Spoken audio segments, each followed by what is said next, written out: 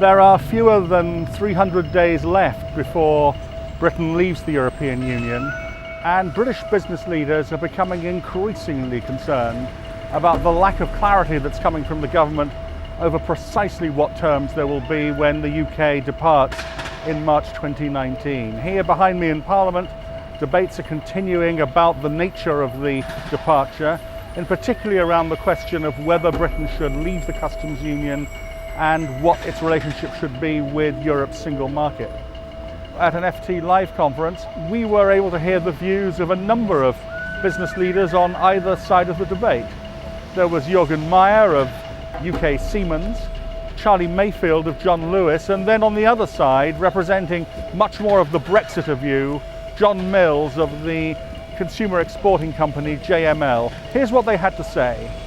I do think we're at a crunch point, and I think we either very fast now need to know what the alternative customs arrangements are going to be, and we will be supportive of any of those which are practical and sensible.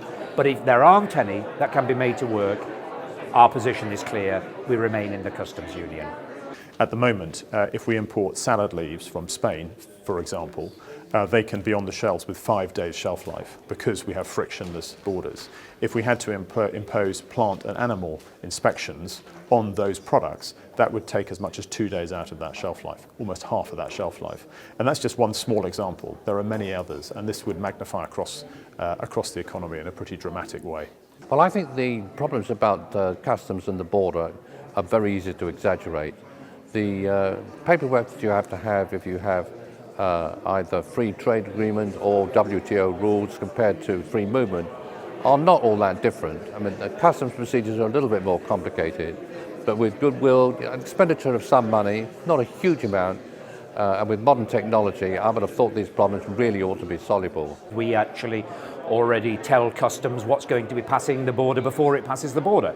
The problem is we're a large company and we can do that, but the truth is that what moves across the borders is actually products from lots of very small companies who haven't set those processes up. And to set those technology processes up will take a very long time, and much longer than the time we've got left to sort out what the arrangements need to be.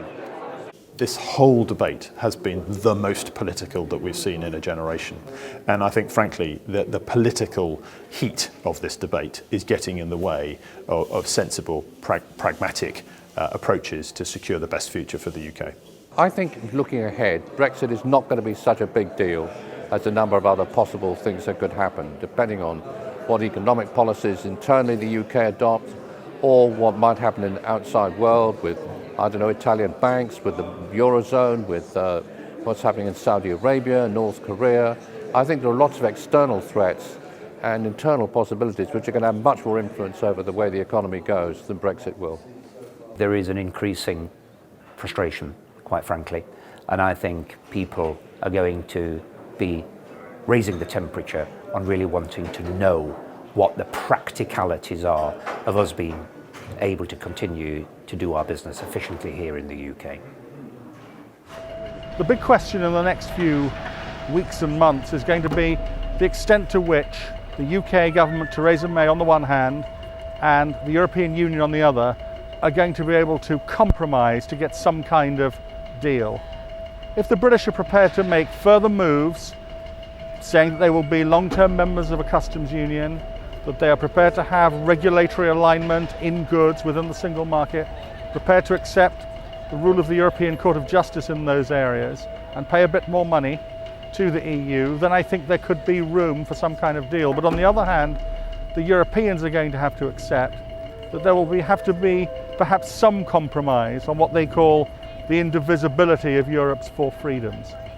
The one thing I do know is this: it's going to be very, very late in the day before we know the answer to that. And the people we've seen in that film are going to have to wait until November, December, perhaps even January next year, before they definitely know that we've avoided the outcome of no deal.